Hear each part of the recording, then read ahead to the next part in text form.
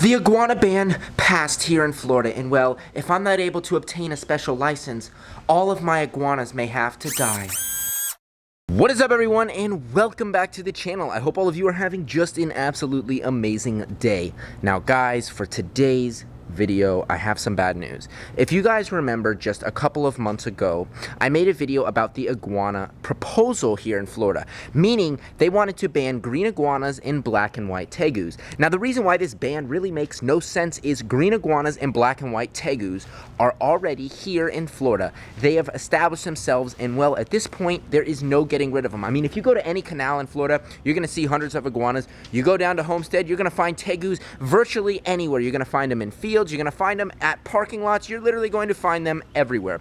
So to actually ban these animals from being owned at this point is kind of dumb. We, the reptiles keepers here in South Florida, had a chance to voice our opinions. A lot of us went up to Tallahassee, voiced our opinions, and have tried to fight this ban hard and long. But unfortunately, they passed this ban. On July 1st, an executive order went into place banning the ownership of green iguanas and black and white tegus. And well, I have iguanas here at my house, and this is very bad for me as well as thousands and thousands of other people that are good owners of tegus and iguanas. But not only did they ban them, they made them a prohibited species. So a lot of us that are permitted now will not be able to actually keep our animals. Within 90 days, if we don't meet specific guidelines to own these animals, well, we are going to have two options. We're going to have to, number one, which is the best option, we are going to have to actually surrender our animals and place them with someone that's properly licensed that can have these animals. Or two, we are going to have to euthanize our pets. So for a lot of us, there's thousands and thousands of green iguanas in the state of Florida that are people's pets. And well, nobody is going to take thousands of green iguanas. It's just not going to happen. So basically what they're doing is, if you're not under the guidelines, you're going to have to surrender your pet, or you're going to have to actually kill your own pet. Guys, I own a ton of iguanas. I will not have to euthanize all of them. If I don't become in compliance with the law, I'm going to have to euthanize some of my iguanas. It is so sad. But for all of you watching the channel, please, if you're going to watch a video till the end, please make it be this one, because we need all of your help. We need help fighting this ban. There is a way that you guys can help. I'll explain it later on in the video. But before we get more into this iguana and tegu ban, I have to give all of you a couple of updates from around the house. I'm going to show you all of my iguanas here, every single iguana that I own here at my house, and I'm going to give you guys some bad news in the incubator. So guys, stop what you're doing. Go comment down below. What do you want to see first? Do you want to hear the bad news in the incubator, or do you want to hear about all of my iguanas? Go comment down below, and I'm going to pick one. Eeny, meeny, miny. We're going to go to the incubator first, actually, and I'm going to give you guys the bad news first. Since I already broke the ban to you guys, well, we might as well stick with the bad news and then get into the good stuff. And here we are in the incubator room. Now, I'm sure all of you are wondering, what's wrong in here? What is wrong with the eggs? What's wrong with the incubator room? Well, I'm going to tell all of you now. Basically, some Rhino Iguana eggs have gotten really moldy and have gone bad. I have them right here in this little bin. You know, there is no way that I could have prevented this. I'm not entirely sure why they went bad. You can see that this one is still, like, seems a little good. Like, it's still inflated. Like, these eggs right here are, like, solid hard. And you guys can see that they're just moldy, they're rotten, and well, when eggs get moldy this early on in the incubation period, they actually are not going to make it at all. The eggs, you want them to be round, fat, plump, and fully pressurized. When these eggs start to get dense, when they start to get little bumps in them, little animal on the inside will actually drown. The embryo will not develop, but you guys can kind of see that there's just like this fuzzy moss on here, just not good stuff. You can see if I just take my finger and I rub my finger right there, you can see that all of this right here is mold, and well, there's nothing I can do to prevent it. I actually have some antifungal foot powder that I actually put on the eggs in hopes of saving them, in hopes of controlling the fungus. But you know, this is all a part of incubating eggs. For the most part, you want all of them to hatch, but generally speaking, not all of them will hatch. You can see that this one right here is pretty bad. You can see at this point it's just totally messed up. You can see it's more like, just like, I don't even know. It's just totally bad. It really is sad news, but there's nothing we can do about it. So now that you guys got some of the bad news that's here in the incubator, it's time to walk around and show you all of my iguanas here at the house. 1 minute, 37 seconds later. And now that we are outside, the very first iguanas that I want to give all of you an update on, show all of you that are new to the channel, is my Cuban iguanas right here. We're just going to enter on into the cage right here. We've got Big Rico right here. What's up, big guy? Rico right now is bobbing his head. Well, he just was. There you go. Rico is saying hi. So when Rico bobs his head, he is saying hi. Now, the lighting is a little weird, but Rico is a male Cuban rock iguana from the island of Cuba. Look at this guy right here. Just an absolute beast. Just a huge monster right here. And he is actually going to be a father very soon. I have eggs from his girlfriend right over here. This right here is Miss Lola. Lola's a pretty girl, and you can see Lola's just much smaller. Lola's in between this shelf area right here. Rico's coming over to say hi. Rico wants some pets. How you doing, big guy? You want your shed peeled off? So with reptiles, they actually shed. For those of you guys that don't know, when reptiles get new skin, they shed their old skin off. Now, a lot of times it's bad to actually peel the shed, but shed that like that was ready to peel, just like this, they actually enjoy it quite a bit. They enjoy me peeling it off. Now, thankfully, Rico and Lola are not included on the ban. Thankfully, Rico and Lola are actually rock iguanas, and rock iguanas are not on the ban. The only type of iguana that is on this ban is iguana, which would be green iguana and other subspecies such as the Tobago Cay iguana. So thankfully for Rico, we're not going to have to euthanize Rico. We're not going to have to rehome Rico. Rico's going to get to come to my new property with me. And now that all of you guys saw Rico, well, we're going to head over to the Rhino Iguanas. All right, we're entering hot territory. These two females right over here just recently laid, and they're quite defensive of their nests. But we've got Mr. Dozer right here. Dozer, how you doing, bud? Dozer's being a good iguana. And if you look at Dozer, just like on Rico, he's got some shed that needs to be peeled. So one of my favorite things is actually peeling reptile shed. I mean, it's just one of the most satisfying things. Peeling this shed up is just so much fun. Look at that, we're peeling shed there. And we're just gonna take this entire section right here, and we'll be able to peel it up, no problem. Rico enjoys it very much. You can see Rico's eyes are shut. He's enjoying us peeling his shed. But let me introduce you to the two females. Now, this is Luna, and then this is thing number one.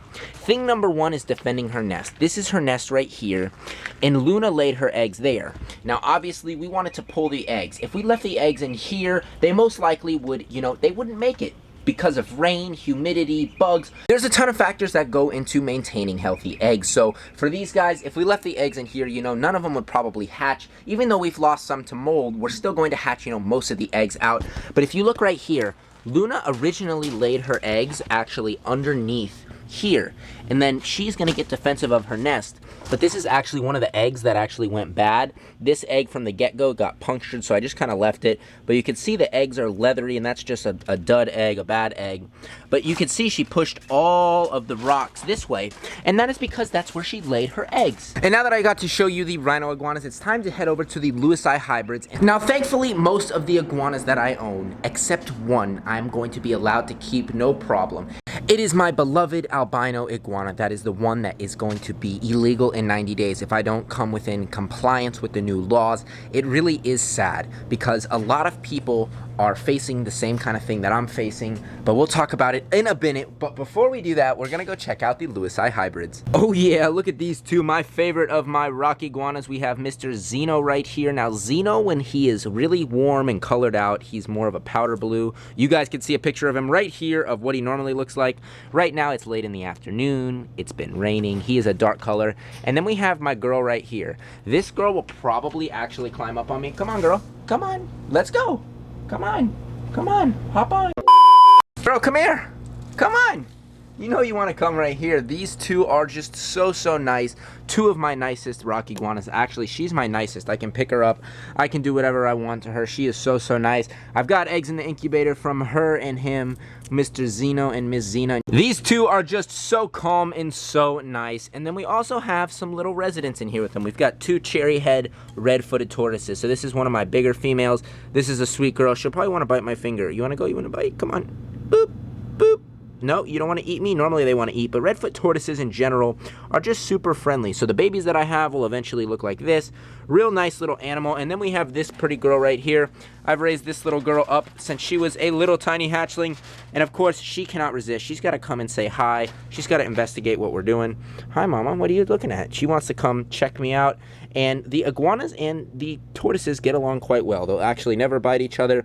I was, worried at first that, any one of the hybrids, whether it be Xena, whether it be Xeno, I was worried that they were going to try and eat the tortoises' heads because they're cherry colored. Iguanas are attracted to brightly colored items, so anytime you have any papayas, bananas, strawberries, blueberries, well, they run right to it. But, they know that they're alive and they know not to eat them. Now that all of you got to see the Lewis hybrids, it is back to business. Back to why we're here for today's video, which is my albino iguana, so we can talk about this new band that's here in Florida. Now, we've got to get this pretty girl out. I mean, you can see she has just got the most beautiful colors right there. Come here, girl, come here. All right, we've got her out right here, and well, she is going a little bit crazy, so we're literally just gonna stick her on the shoulder. She's gonna want to get to like the highest point. Oh my gosh, she's gonna claw my neck.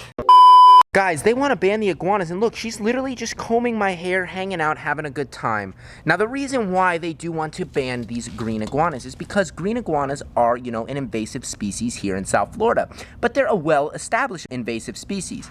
All right, we're settled down, we're sitting down, hanging out with my beautiful albino iguana. Now, guys, in about 90 days, if I do not apply for a personal pet permit, I am not going to be allowed to own the animal.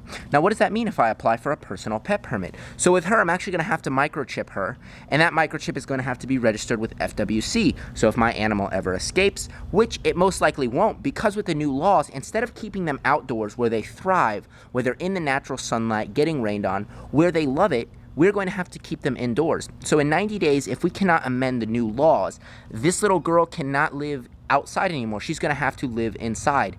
At my new ranch, I'll probably be able to make that happen. But there's tens of thousands of other people in the state of Florida that are not going to be able to do that, and they're going to be forced to euthanize their animal. And if they don't euthanize their animal and they don't surrender it, well, they're going to be considered illegal pets, and these people could get charged with serious wildlife violations for just having a cute little iguana like this. Now, I understand if they want secure caging, but it really is a bad law now that these are going to be a prohibited species. If I wanted to apply for a commercial license to keep an albino iguana or even a tegu for public education at my new property, well, I cannot keep this animal if my public exhibition is at my place of residence. So all around, the law is not good at all. Guys, I want to tell all of you how you can help. Now, the problem with this new bill is not only does it affect green iguanas and tegus, Burmese pythons, people that are already keeping Burmese pythons in their homes under a conditional license, are going to have to actually euthanize their own animals for education, because you can't own, a Burmese python for personal possession.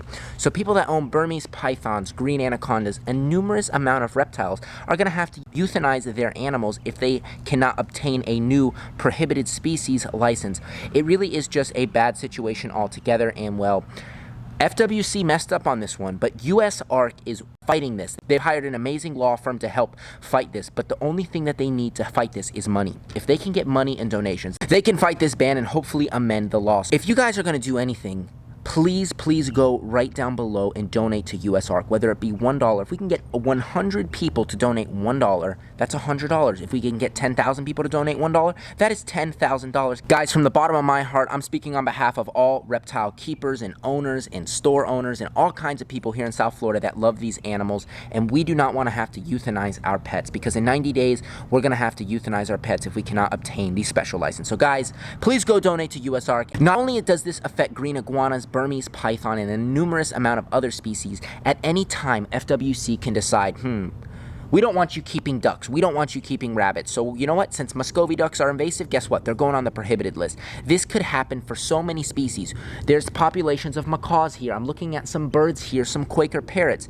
At any time, FWC could add any species to this list. And what they're going to do is they're going to keep chipping away at our rights that we deserve as citizens of this country, as citizens of the state of Florida, as taxpayers. We deserve these rights. I understand if these people want certain criteria. I'm fine with microchipping my animal. I'm fine with having secure outdoor enclosures, but indoor enclosures for a 6-foot lizard, come on guys, it's just not fair for us, and it really is not fair for the animals, because at the end of the day, these animals are going to suffer. Just like this one right here, she doesn't want to be indoors, she wants to enjoy the outside humidity. Look how gorgeous it is here in South Florida. She doesn't want to be inside. So this is a very big problem, because at any point FWC could add whatever they want to this new prohibited list. So guys, that is going to end today's episode. I hope all of you guys did enjoy watching. This wasn't the normal crazy episode, but it's something that I needed to make, something I've been meaning to do to tell all of you. I'm asking from the bottom of my heart, please go right down below to US Ark and donate. They're going to be linked down below. They're trying to fight this ban because if any of you live in Florida, you own an iguana, you own a tegu, and you don't know about the new laws, go to FWC's website, check it out. And if any of you are living in Florida and you wanted to ever own an iguana, a tegu, and many other reptiles, well, this is the beginning of a long battle. Go right down below, donate to US Ark, and that is going to end today's episode. I hope all of you guys did enjoy watching today's little iguana episode. Guys, if you enjoyed today's video, make sure to give this video a thumbs up and go comment down below what you thought of this iguana ban. Guys, please, please, please go donate to US Ark. And if you guys are not subscribed already, well, what are you waiting for? Go right now, hit that subscribe button, and tap that little notification bell, and you all will be notified whenever I post.